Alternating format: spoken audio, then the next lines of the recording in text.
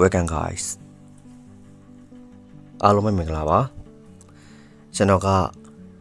AM ရွာပဲဖြစ်ပါတယ်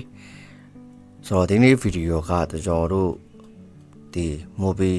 wicket တွေလည်းမဟုတ်ဘူးပေါ့နော်တော်တော်လေးကွဲပြားတယ်လို့ပြောလို့ရတယ်ကျွန်တော်ရဲ့တည်ထားတဲ့ experience အနေနဲ့ဒီကျွန်တော်ပတ်ဝန်းကျင်မှာဖြစ်ပြနေတဲ့ဟာတွေချာလူတွေစီမှာလည်းရေကောင်းတွေထင်နေလောက်ပဲပေါ့နော်ဘယ်လိုမျိုးခံစားချက်တွေဒါဘယ်လိုမျိုးကြောင့်ထွက်ရမလဲဆိုတာပေါ့အထူးသဖြင့်ကတော့ကျွန်တော်တို့နဲ့ဆက်သွယ်နေတဲ့ပတ်ဝန်းကျင်မှာတွေ့မြင်နေရတဲ့လူကြောင်းတွေနဲ့ခံစားချက်တွေကိုတွေ့ကြသွားပါပါအစီအစဉ်လေးဆက်လိုက်ကြပါမယ်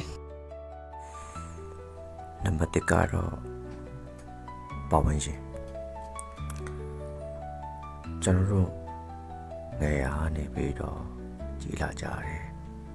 တယောက်တည်းဝေးလာကြတဲ့ကတယောက်တည်းကြည်ရင်တော့လည်းတယောက်တည်းလောက်ကင်စားတော့လည်းတယောက်တည်းမိသားစုဆိုတာကမွေးကလေးကမွေးဖွားလာတာမိသားစုဆိုတော့လည်းရှိတာပဲဒါပေမဲ့နောက်ဆုံးမှကိုယ်တယောက်ပဲချန်ခဲ့တာပဲရှိတာပါဒီလိုဘဝကြားရတဲ့ထက်မှာတယောက်တည်းရုန်းကန်နေခဲ့ရတဲ့ဘဝကကိုယ်တိုင်မသိပါလိမ့်မယ်ခက်ခဲဆိုတာကဘယ်လိုမှမမြင်နိုင်ဘူးကိုယ်တိုင်ကလွဲလို့ခြားလူတွေလည်းမသိနိုင်ခြားလူတွေညင်နေတယ်ပြောနေတယ်အဆင်ပြေနေတယ်ဆိုတာကသူတို့ညင်နေတာသူတို့အပေါ်ရနေကြီးပဲကိုယ်တိုင်ချက်တန်းဖို့မှပဲသိလိမ့်မယ်ကျွန်တော်တို့အားလုံးကကိုယ်ရင်ထဲမှာရှိတာကိုယ်ပင်ပန်းတာတွေနားကျင်နေရတယ်ဝေဒနာတွေချမ်းကြတဲ့လူနေစုပေါ့တချို့တွေက Facebook မှာသူတို့ရဲ့နောက်ပါမှာပြန်လည်ပြီးတော့ share ပေးတင်ကြတာပေါ့ဒါပေမဲ့အဲ့ထဲမှာပဲလူနေစုကျွန်တော်တို့လိုရင်မဖွင့်တတ်ပဲနဲ့နေတတ်တဲ့လူညာစုကရင်ထဲမှာပဲထင်ချင်နေကြတာတွေပဲဒီလူတွေကိုရင်းချမှုတွေဘယ်ကနေပေးနေတာလဲဆိုတော့ကျွန်တော်တို့ကိုယ်တိုင်ပါပဲဘယ်သူတွေကမှဝန်ရတာတို့တွေလောက်နေဘယ်သူတွေကမှကိုဘာတွေကြုံတွေ့နေရပါတယ်ကိုဘာတွေပြင်မအောင်လုပ်နေခဲ့ပါတယ်ဆိုတော့တစိုးသက်စာပြောပြနေအဲ့ဒါကလည်းကောင်းတဲ့အချက်လို့လည်းပြောလို့ရတယ်လို့မကောင်းတဲ့အချက်လို့လည်းပြောလို့ရတယ်တခါတလေကျွန်တော်တို့မပြောဘဲနေလိုက်တာကကျွန်တော်တို့ကဘာကောင်းကြီးဆိုတာမပြောလိုက်တာနဲ့တူပါပဲအဲ့ဒါလိုပဲဘာဝင်ချင်းတွေကကျွန်တော်တို့ကိုစောင့်ကြည့်နေကြတယ်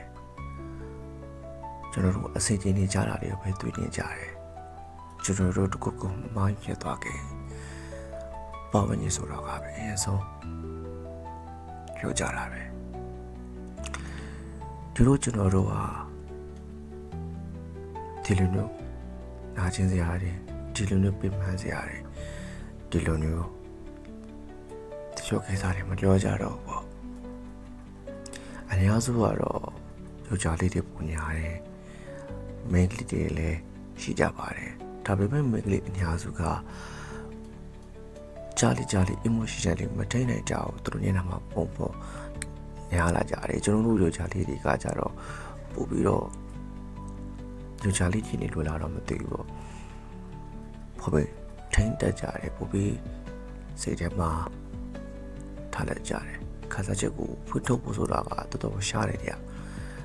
ဖွင့်ထုတ်တယ်ဆိုတာကလည်းတရားမတရားတော့မရှိတာပါဆိုတော့ကျွန်တော်ဒီအပိုင်းမှာတော့ကျွန်တော်ကတော့ခါစားချက်ကိုရေဖွင့်တာကကောင်းတာလားမကောင်းတာလားဆိုတာကတော့ကျွန်တော်ပထမဆုံးတစ်ချက်ပြောသွားတာပေါ့ဒုတိယတစ်ချက်ကပါဝင်ခြင်းပေါ့ကျွန်တော်တို့ပါတယ်ပဲလုံနေကျွန်တော်တို့ကောင်းနေဆိုတွေဒီကျွန်တော်တို့ကိုယ်တိုင်ပဲသိကြတယ်ဆိုတာ ਨੇ ဘာဝင်ရင်ဆိုတဲ့စကားကိုနားမရောက်ကြဘူးကျွန်တော်ဒီအပိုင်းတင်မှာပဲတွေ့ကြပေးချင်ပါတယ်